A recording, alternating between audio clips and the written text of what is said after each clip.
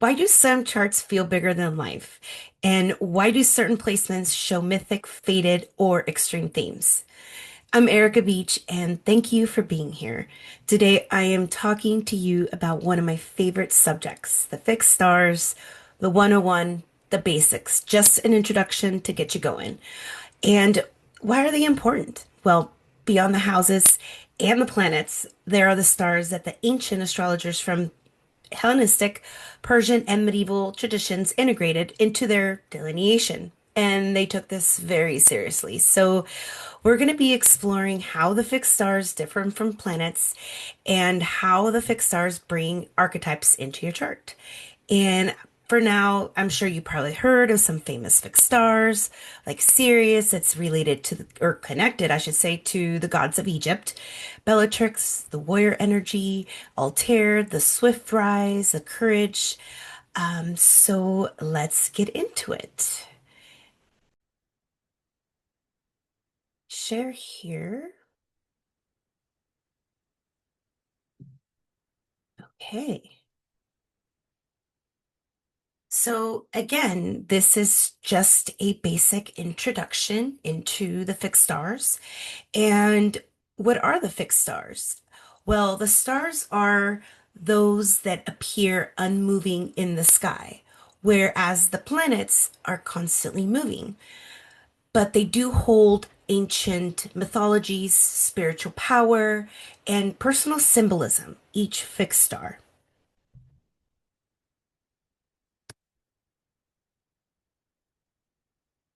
So, what are the fixed stars exactly? They are distant stars outside of our solar system. And fixed means that they do not move relative to each other, unlike the planets.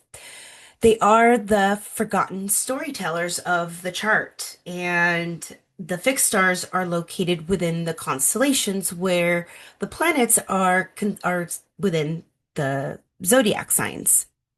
All right. Well, if you didn't know, in astrology, the fixed stars are the stars that appear unmoving in the sky compared to the planets.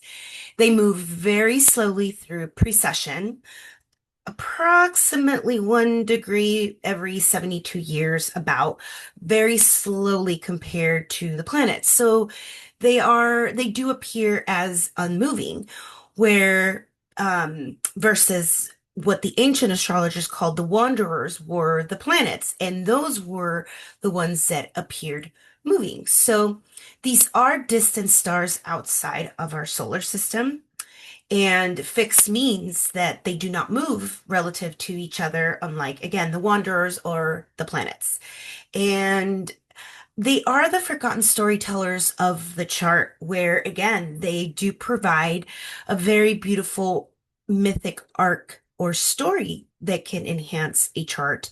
And the fixed stars are located within the constellations, whereas the planets are in the zodiac signs. And so the Babylonians observed this, have been observing the stars all the way from 747 BCE, and they saw the stars as the timekeepers or of sacred tasks. Stars were linked to deities, Ishtar, Isis. Specifically, Sirius's Heliacal Rising marked the flooding of the Nile and the renewal of life. So the Egyptians did see this as a rebirth and associated often this fixed star Sirius to Isis. And I'd like to read this quote that says, Ancients noticed the stars wandered, and those were the planets. But others, like Vega or Betelgeuse, stayed still, rising at the same place each year. These were the fixed stars. And so, again, that is part of a heliacal rising. That was with the sun, but with ever there is a rising in the same time each year, that is one of the things that they noticed that differed from the planets, the wanderers. And Claudius Ptolemy laid out the groundwork for traditional, what we would call degree aspect, tropical, or degree conjunctions method of for the fixed stars, along with Anonymous 379, who's wrote a book and was named Anonymous back in 379 CE.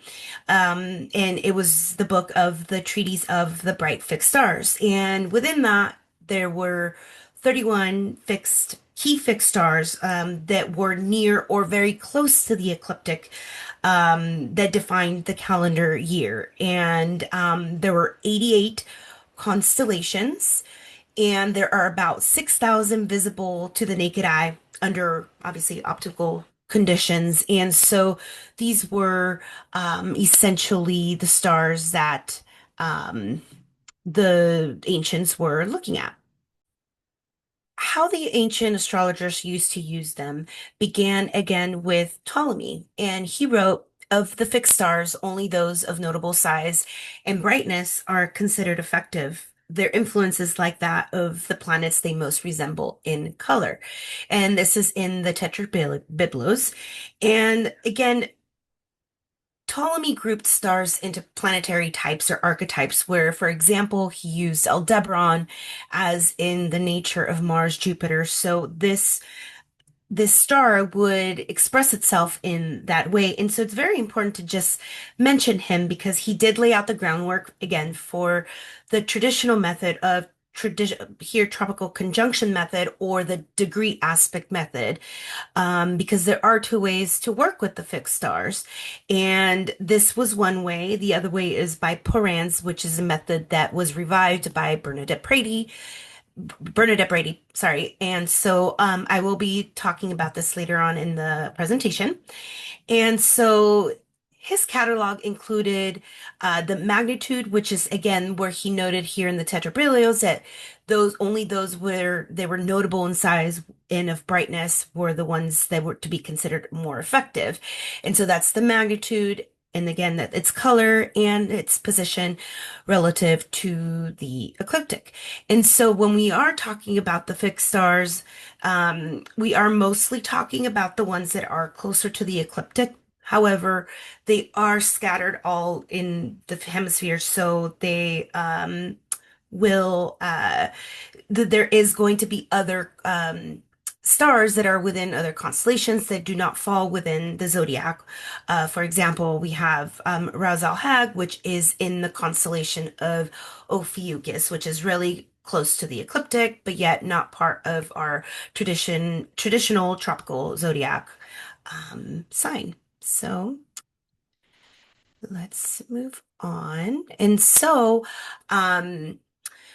something that's very important about the fixed stars, it is that usually the fixed stars are associated with a mythological figure rather than logical themes like in tropical zodiac, where if a sign is in the sign of Gemini, then it's going to express itself like the sign of Gemini, the planet. And whereas when we're using fixed stars, wherever there is a planet conjunct a fixed star, we're most likely associating this myth or this archetype, which I will go into as to how to delineate a fixed star in it within its archetypes or symbols, is what is flavoring that planet that it is conjunct. If we're using the degree aspect, or if we're going to use by Parans, if it has a angular relationship, which again I will cover a little more forward. But fixed stars do describe extreme archetypes. And so at the same time, it's always important to not take the myth literally because they are extreme, right? And so just take the myth and we are looking at the characters within that myth. And so a lot of times these myths often show intensity, visibility, crisis, healing, or a moral testing. That's what each fixed star will usually have something. And so we will also be looking at what category they fall in. Is it a star of gifts? Is it a star that rises? And so on. And so sometimes these fixed stars, the stars can feel faded, or they can make larger than the personality. And again, so like I was saying, these are categorized by whether they're magnitude, which it's whether it's an alpha star or a beta star, by constellation, are the stars are in the constellation of Orion, or are they is a mythic archetype, or a storyline, which I will go into a little bit further. How traditional astrologers used them versus and how they are used now. And so, one of the ways that we want to look at right now, we're solely just looking at the degree aspect. And so, if there is a star that is conjunct, or I should say, a planet that's conjunct a fixed star, we only want to look at conjunctions to planets, or if the conjunct an angle, fixed stars on angle, the ascendant, the midheaven, the descendant, and also the nadir, the IC. So those are it's when it's going to be the strongest, especially the ascendant, the midheaven, the sun, or the moon. We don't want to look at oppositions or sextiles or trines. We will look at as to how they can get activated that way. But we have to look at fixed stars are amplifiers. So it's like steroids, it's like a trump card. So that's why conjunctions are best. And again, at an angle, the sun, moon, or even your chart ruler is also something that's very significant. And so there's several things to look at when we're working with a fixed star. And so again, because fixed stars don't cast rays, only conjunctions, and we want to stay within a 0 to a 3 degree orb max for planets conjunct a fixed star. Um, I know I have gone to 5 degrees, and I know many astrologers have also gone to 5 degree for 5 degree orb for conjunction, which will work. But 0 to 3 are the ones that are the loudest and work best. And so we also want to look at transits and progressions. And so again, here with transits, this is where a if you have a planet that's on the opposition or it's square, trine, or sextile, traditional aspects, the Ptolemaic aspects, then that's where the opposition can be activated with that fixed star. And so we would call that more like temporary access. So let's just say you have a planet that is, we have a planet on the fixed star Bellatrix at 20 degrees Gemini. But you have nothing on the opposition where we have what's the fixed star? Ras Al Hag at 21 or 22 degrees. It just shifted. 22 degrees of Sagittarius. And so a transit can give you temporary access if it's, let's just say there is a transiting planet that Saturn is on Ras Al Hag at 21 degrees Sagittarius, and you have a planet opposite at 21 Sagittarius, then yes, then you will get a, let's just say, temporary access to that fixed star as well as progressions. So for progressions, if your progress planet, let's just say, again, I currently have my progressed Venus at conjunct the fixed star Ras Al Hag, which I'm actually doing a lot of research on, which is why probably I keep talking about it. But I do have Venus there conjunct. And so for about a year and a half to 2 years, I will have temporary access to that star, whether it's the lessons, the gifts, whatever that star may bring. With Venus, I will have temporary based access to that. Um, and so that's what we would call a degree aspect conjunction of the one of the ways to use the fixed star. The other way to work with a fixed star is by Parans. And Parans is its whole other animal, which I will be going into more detail into my in-depth fixed stars introduction that's finishing up at the moment. And so you'll just have to stay tuned to see when that will come out.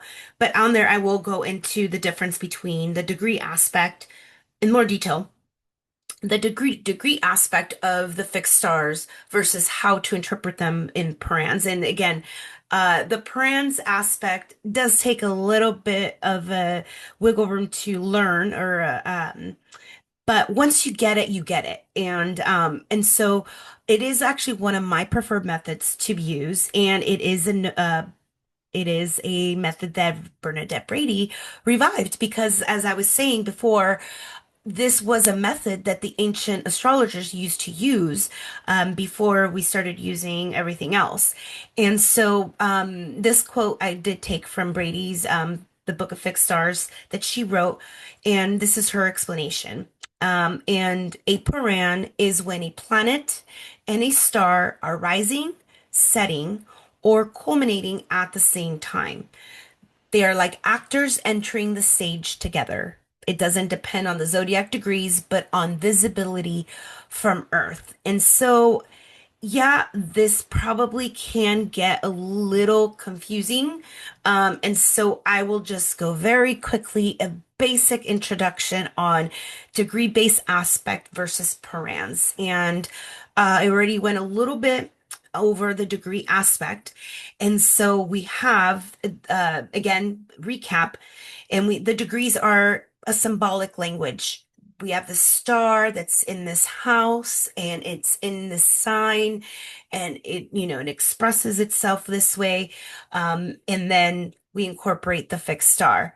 And so we're looking at more, where is the star in the zodiac versus, and a lot of times this is also used for internal personality patterns, right? We act this way because of this, or whatever. If you're a modern astrologer, Hellenistic, or evolutionary, however you're delineating your the fixed star, but you're usually just doing it by this planet is conjunct this fixed star at this degree in this house, and so it's taking on this mythic form.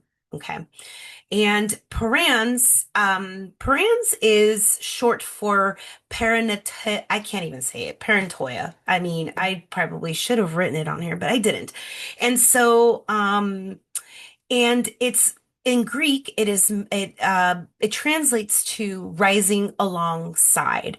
And Parans is heavily involves a 24-hour period where it is based on the diurnal daily motion rotation of the Earth, which causes the stars and planets to rise, to culminate, and to set.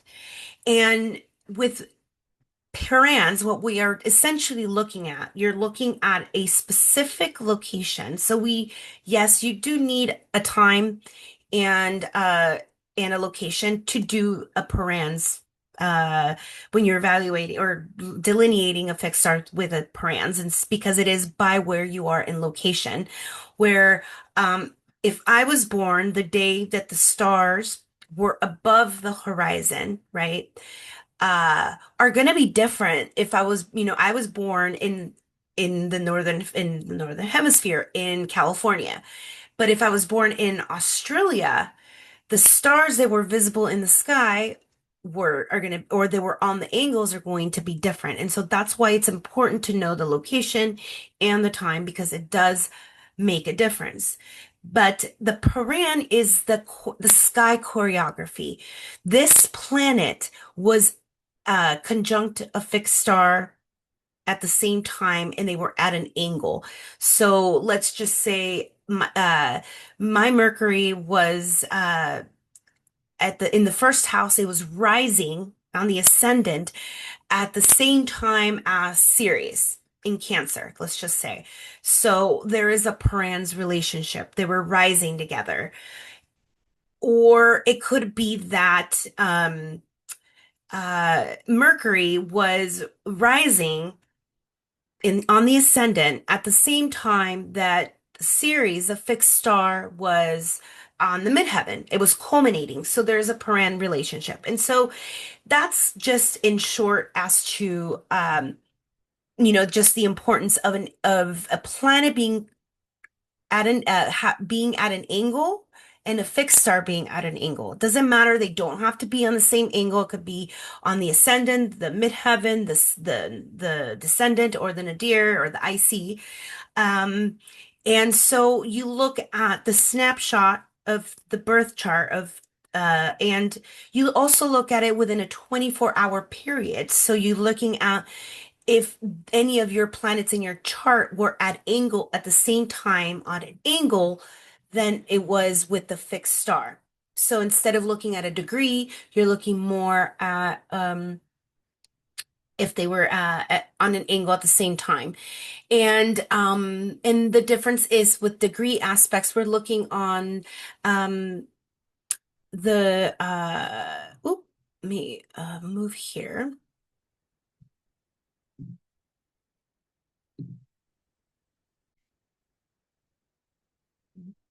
So, um, so yeah, and so in basics, it's the Parans is visual, is what stars were above the horizons, because those were the visible stars, which ones were at angles at the time of the birth. And so the zodiac, the degree aspect can become a symbolic language, whereas the Paran is the sky choreography, right? The degree aspect is where is the star in the zodiac? Where the parans is what was the star doing when you were born?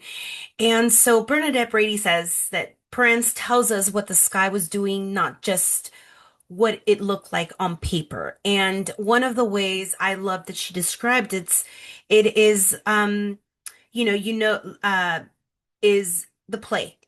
You know that you have these characters and you know that you have this play and but whenever you don't know which ones are on stage, which ones are stepping up to the microphone is one of the ways that she looks at. And so you look at to see again within a 24-hour period, was there any planet that had a relationship to a fixed star and the ascendant, the midheaven, the descendant, or the nadir? So that is just, I guess, a very basic introduction to what parans and degrees aspects. And so here I apologize if I confused anyone's with parans. And so we'll kind of just look at basics of the degree aspect conjunction just because that is the most commonly used method. But once you understand the params, then you kind of just go with it because it makes sense as well. So either way, it both works. It's kind of like Placidus or whole sign. Either way, pick your battle or not your battle. Well, yeah, I guess you pick your battle, but pick your animal and which one do you want to use, and they will all get there. But I want to also really quickly go over the Heliacal Rising because it is very important in that um, it is the fixed star that rose right before your sun, right? So we all have a heliacal rising. We all have a fixed star that rose before our sun. And so that is something that we could probably do another video for. You can take a look at and do it on your own and see how you can figure it out. But it is the star that rose before. So whatever star was above the ascendant right before the sun was on the descendant, within that you can look within that 24-hour period. If you were born at nighttime or if you're born during in the morning, usually you can it's a little easier. Um, but according to Bernadette Brady, the importance of a heliacal rising star, one that rises just before the sun, is that the star acts as the herd for the sunrise. The rising sun was considered by the Egyptians to be the infant Horus in his arms of Isis. As the sun rose, signifying the return of God, it appeared to sweep up the star, its light, and carry it across the sky. Thus, the god mixed the energy with that of that star, and the star was illuminated by that god. By noon, the sun was no longer seen as the infant Horus, rather, it was adult Horus, or Ra, and at sunset, it became Osiris, the god of the underworld. And so, there is this thing that says that especially if you were born, if your actual birth time has, you know, a fixed star rising right at the ascendant, so meaning your sun is in the first house, even the 12th house it could be, um and you actually were born on the day of the Heliacal Rising of that fixed star, because each star does have its own Heliacal Rising, the day the that rises from the underworld, right, rises into the ascendant. And so it is said that the sun is God, and it's, it was Osiris or Horus, and it carried you across the sky. And there is this sense of where the sun and the star are together, and they travel across the world, across the horizon throughout the day. And so she did say that there is something that, is considered with this star, that it kind of just carries you across, and it illuminates, the star illuminates the sun. And so it's always fun and important to look at what the Heliacal Rising star is, because it will take a theme for that day. Um, so, let's move on to um, the archetypal framework and the core influences. And again, this is a little bit going into more detail on how we use the fixed stars, and I already spoke about it a little bit, where again, we're looking at, are we doing a degree aspect conjunction, or are we looking at parents, or can we do both? Absolutely, I do both. Um, but one of the ways that you can, a framework, right, of how to break down a fixed star, to see the nature of how it's going to work with the planet that is conjunct, or the angle and house that it's conjunct. And the first, again, we have it's associated with planetary nature, and this is by Ptolemy, who grouped the stars into planetary types. Again, Aldebaran, it's the nature of Mars or Jupiter. You want to look at the constellation it belongs to and the myth. Each one has a myth that it's associated with, and you can look this up online, or you can look at it at Bernadette Brady. Again, she is my fixed star person I look to for delineations and as to what stars go with, what myth goes with which fixed stars. Also consider the brightness and the size. Today, I'm not talking about which stars are alpha stars or beta stars, but alpha stars are the brightest ones. But just because one of the fixed stars is a beta star, which is not that bright, or not that big, it still is powerful. It still has significance, right? But again, this is just, you always just want to look at the brightness, usually the closer to the ecliptic. Again, you want to look at that, because the closer to the ecliptic, again, you're going to have a fixed star that is going to just be possibly closer to a degree conjunction to a planet. And so when you look at all of that, and you're taking the myth apart, you're looking at all the characters, because just because it's this myth, and it doesn't mean it's, we're looking at the mythic archetype of one character. You can look at the whole story, all the characters, to see what are you feeling, what POV, what point of view are you feeling in that story, right? What archetype is jumping out at you from that myth? And so then you start to develop your own archetypes with each myth. You also start to look at symbols with myth. Where it doesn't have to be necessarily where the whole story is playing out, but a very particular part of the fixed story is playing out um, in that myth. So for example, I'm talking about Ras Al Hag again. It's one of the healing stars. So yeah, it plays out with the myth of Asclepius. So it could be anything of within that archetype of that myth. And we know with that myth, there is a snake involved, right? So we have the archetypal symbol of the snake. So the day of, let's just say the transiting moon, that moon is in conjunct the fixed star Ra's al Hag at now it's at 22 Sagittarius. You could look at for symbols of the snake, right? That something that jumps out at you. And so that could also just be symbolic. It doesn't mean it's the whole healing archetype and myth of that star. We can look at it from a psychological level.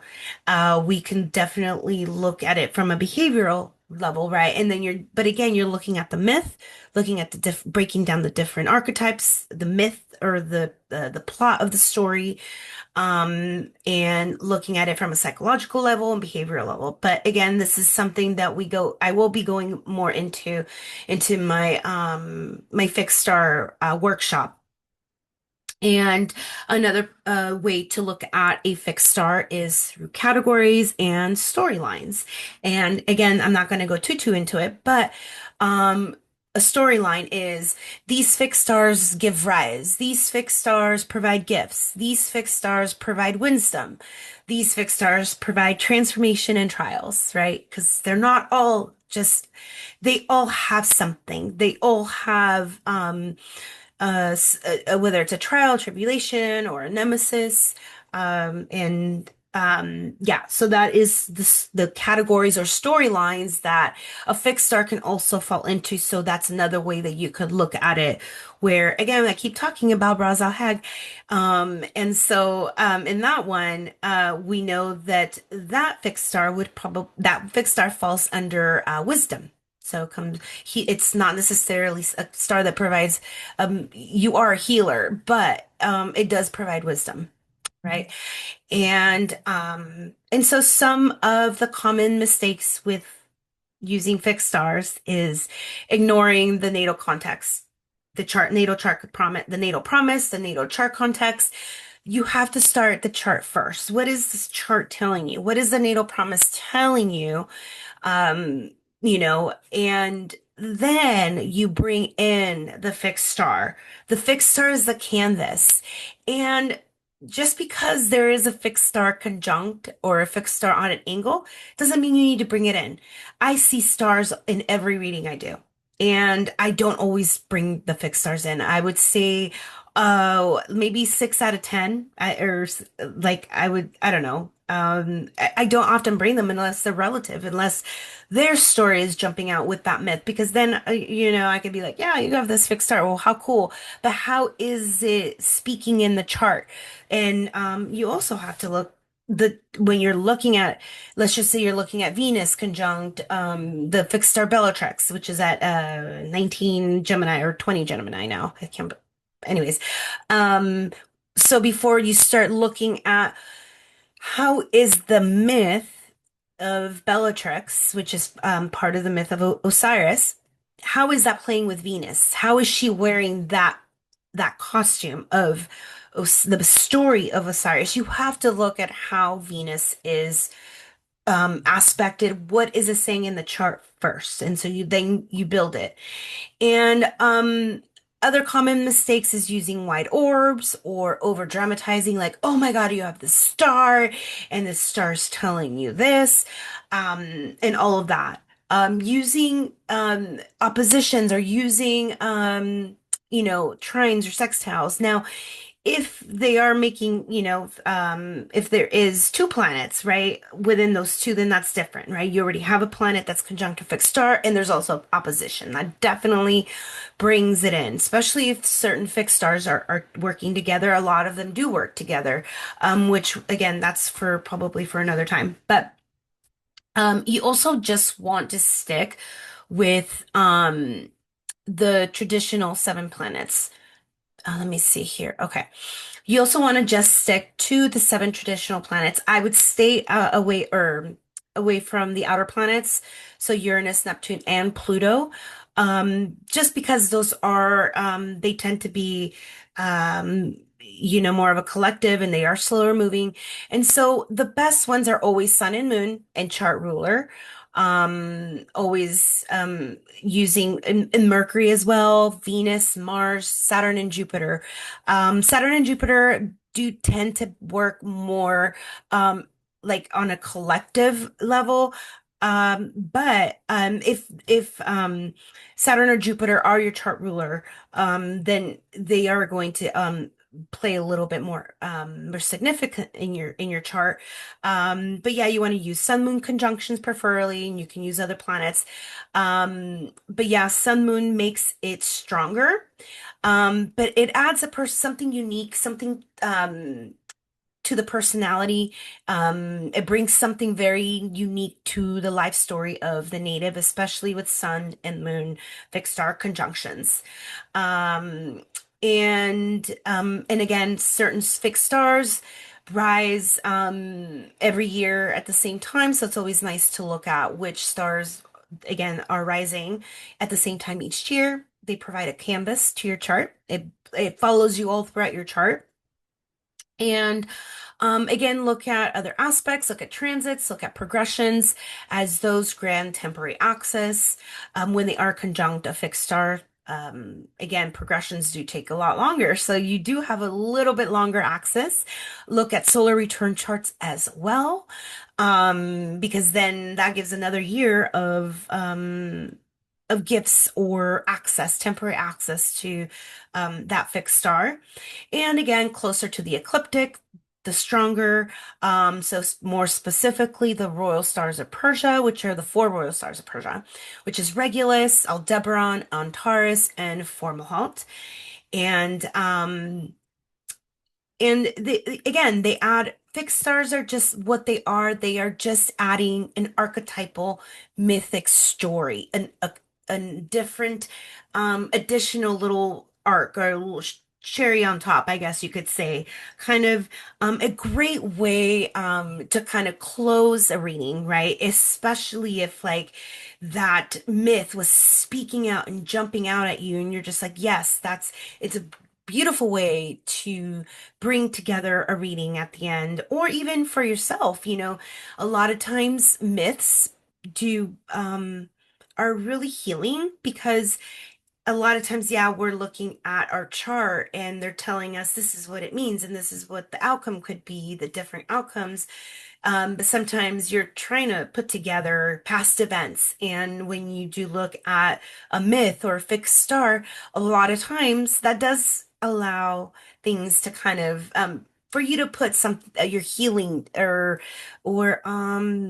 or an event or trauma, whatever that may be, whatever you're trying to heal from, you can put that in a place. It helps you compartmentalize your grief or the event, whatever situation that you're looking at. Um so again, and the other last mistake I would say is treating them as standalone placements. Um and that's it. You have to look at the natal promise, you have to look at the chart, how it's going to play. Look at the ruler. So let's just say you have a planet conjunct that fixed star. Look at where the ruler is. What is it doing? Where is it expressing itself? And so treating them as standalone placements, yes. So even if you are doing just a fixed star reading, we're looking at all the fixed stars in your eye, you have to get uh groundwork, you framework as to what is going on in the chart, the natal promise. And you know, that's one of the mistakes that we can do when we're looking at the fixed stars. But again, just because there's a fixed star and a degree oh my gosh, conjunctive degree, or there is a Paran relationship between a fixed star and a planet within a 24-hour period, and there are different systems to look at for parans. So the parans is not something you can just eyeball. There are some things that once you get good at, you can start to eyeball where things are going to be, if they're going to be on the angles. But for the most part, you do need a system for that. And so really quickly, I am going to just touch on one example of a fixed star. I'm going to just be talking about Regulus because this is one of the fixed stars that everybody usually talks about, and it is one of the four royal stars of Persia. And Regulus is now at 0 degrees Virgo. It was at 29 degrees Leo for a very long time, and I don't know what date it it had its precession into Virgo. So now it's 0 Virgo. And so here you could see let me do if you could see the constellation here of Leo, and you could see Regulus is right here in the heart of the lion. So Bernadette Brady says that the royal stars can promise you power and success and leadership, especially Regulus. Um, Royal stars act like trump cards. It's like something up your sleeve, that poker card. And they do it's kind of like, yeah, like a poker, like you have that poker card up your sleeve, something that's really hard to beat. But the thing is with the four royal stars, is that they all have a nemesis. They all have a catch. And which is why there can be a lot of negativity with the one of the four royal fixed stars, because there will always be a nemesis. That's the trial, I guess, for each fixed star. And for Regulus, so let me go back. So, um, again, Regulus is in the constellation of the lion, in the heart of the lion. And with Regulus, it's what you have gained with Regulus can be taken from you, just like any fixed star. So if you fall into revenge or obsession, it can bring you down. There's that fall. So fixed stars can bring you visibility, they can bring you power, success with a rise and a fall. And Regulus, Ptolemy named this as the nature of Mars and Jupiter. Again, the heart of the lion, and it is the watcher of the north. And then we have the myth that is associated with Regulus is Fairy Dune, and which has to deal with kinship. And the nemesis for this myth, or not this myth, for this fixed star, is you lose power again when you take revenge. That is what happens with this fixed star. And so I'm going to read really quick the myth of Feridun or Feridun. I don't know how you say it. I apologize. But I'm going to read it from the Stars and Planet Combinations, the book from Bernadette Brady. And so I'm just going to read the myth really quickly because it says it really, it's really short. And so it says, um, the Persians saw the Watcher in the north, and let me start again. So, being one of the royal stars of Persia, this is one of the great historical stars of the sky. The Persians saw it as the Watcher in the north and linked the star to the mythological king Feridun, who, according to their stories, once ruled the entire known world. Feridun, in his old age, decided to divide his kingdom amongst his three sons. However, the two eldest fell upon and murdered the younger brother in order to take his lands. This act so grieved Feridun that it took revenge upon the two elder sons, and this resulting in the battle that destroyed the kingdom.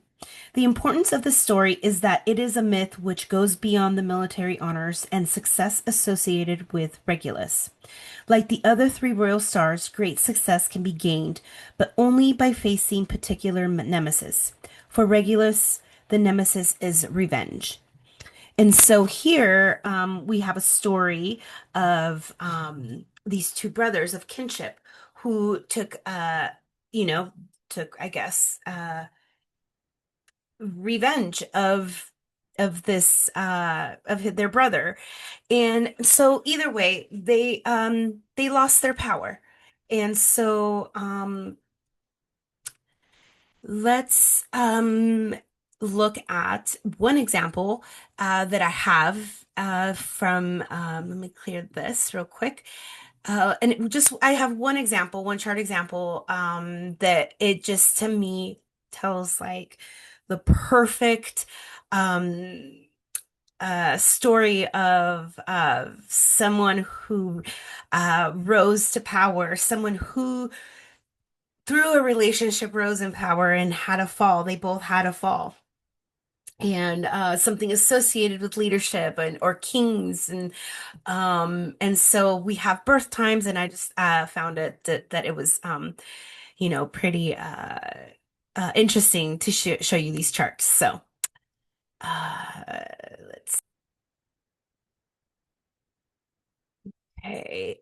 And oh, so yeah, you saw it, Monica Lewinsky. So, anyways, but just to wrap up, again with the myth of Freddie Dune, where it doesn't matter which character we're looking at, we are looking at revenge here. There was power. And so the two brothers took revenge on the younger, took his land, or because they wanted to take his land, and so the father again he grieved this so much that he took revenge onto his kids, the two boys, and as the battle they lost the kingdom. So um again, it doesn't mean that there's some that it's going to look like this story, but there's something about power and a rise and a fall that we can look at. And so here we have my favorite example for Regulus because we have a time, and that is of Monica Lewinsky. I am not sure who's familiar with Monica Lewinsky and who is not, but she is the famous intern that had relations with the president, Bill Clinton.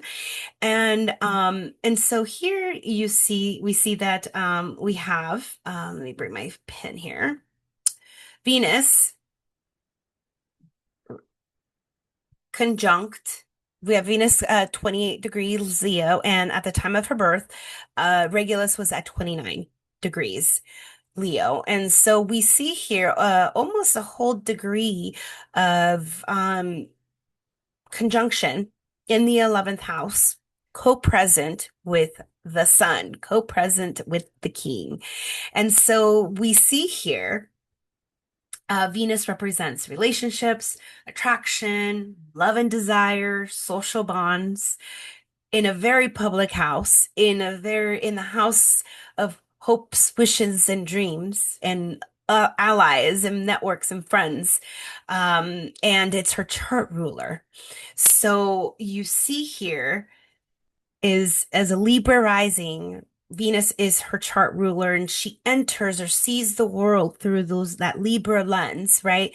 So Libra, one of the themes is relationships, right? Someone that Libra rising, we know that something in this person's life is going to be very significant when it comes to relationships, right?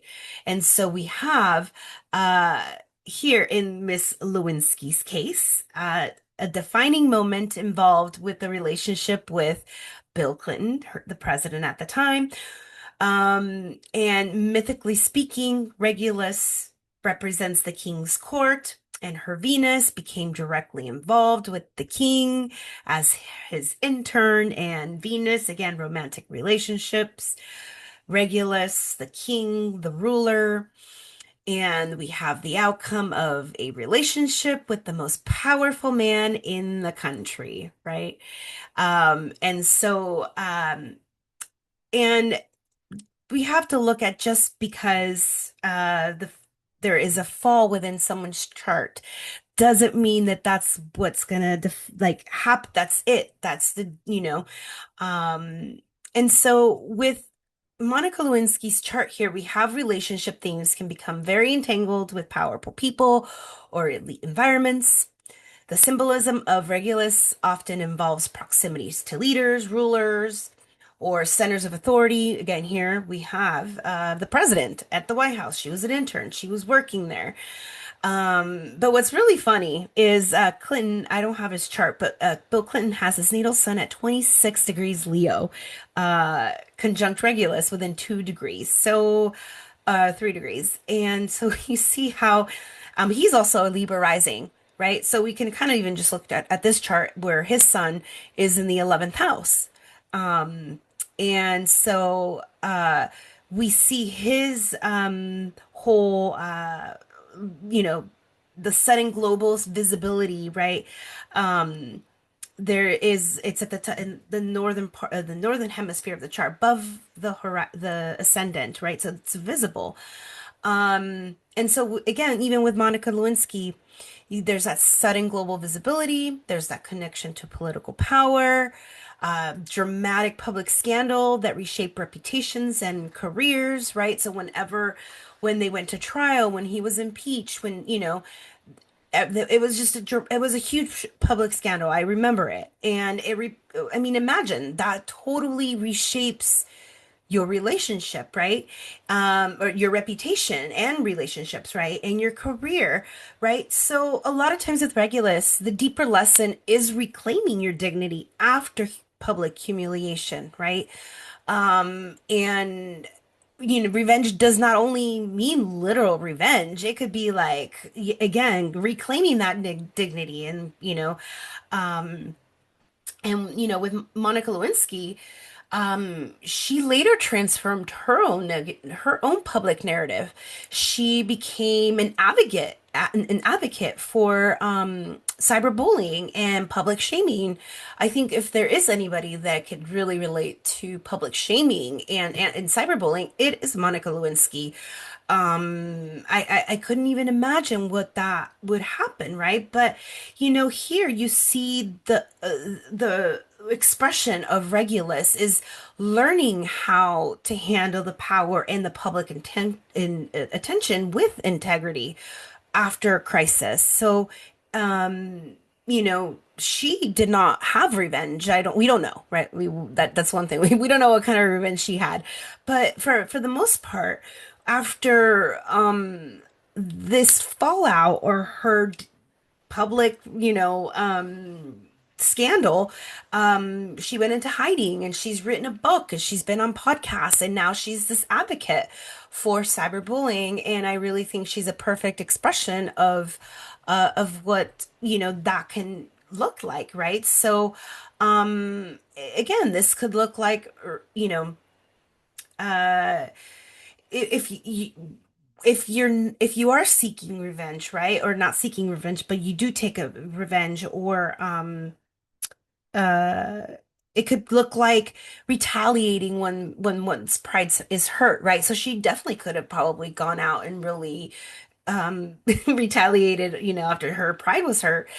Same with Bill Clinton. We don't know exactly what happened, but it could also look like trying to destroy the opponent after they humiliated you, or acting from anger after losing your status, right? Or public battles that are driven by a wounded ego, the wounded ego.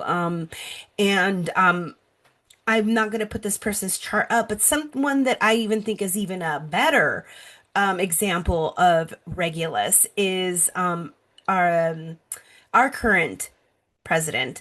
And you know, if you start to look at how when you have this fixed star and very prominently in your chart as he does, how one can, how it can really that fixed star can really color a person or person's chart where, you can see someone retaliating after one's pride is hurt, destroying an opponent after they were humiliated, or losing a status, or being driven by a wounded ego. You could see that. But here in this example, you see a much beautiful more lesson, right? Where she again reclaims her dignity. And so it just it gives it a very different picture, right? And so yeah, this I guess you this the way she entered, right, Libra rising with the Venus conjunct the chart ruler, or the chart ruler conjunct the fixed star, you could see how she entered the story, right, through a relationship that led to her downfall. And that's, sometimes nobility is shown by restraint and dignity afterwards. And I really think that uh, Monica Lewinsky displayed a beautiful story as to how she kind of, redeemed herself afterwards.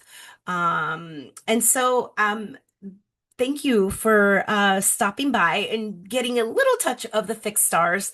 I will be completing a fixed star workshop where I will be talking way more in depth about the fixed stars, with definitely covering systematic methods for interpretation using symbols and archetypes. So that was everything I was talking about, the mythic archetype, the storyline, and a whole list of like a checklist as to what to look for when assessing the fixed star in a chart. I will go into way more detail about Parans and degree-based aspects, as well as timing techniques, and looking at some of those, whether it's transits, progressions, or solar return chart, as well as in more detail as to how to integrate them into the readings, and the core influences that um, you know, each fixed star should have when you're analyzing or integrating it into the chart. And well, of course, there'll be some chart examples and the core star influence of each star. Um, you can definitely go on the link below or on my website if you want a free fixed star worksheet, or not even a worksheet. It's just a list of some of the fixed stars with what degree they're at, the constellation, a little descriptions of the theme, what myth is associated. So you could download that for free. And as well with my workshop, I will have a list of Rebel and Stars as well as a fixed star workbook.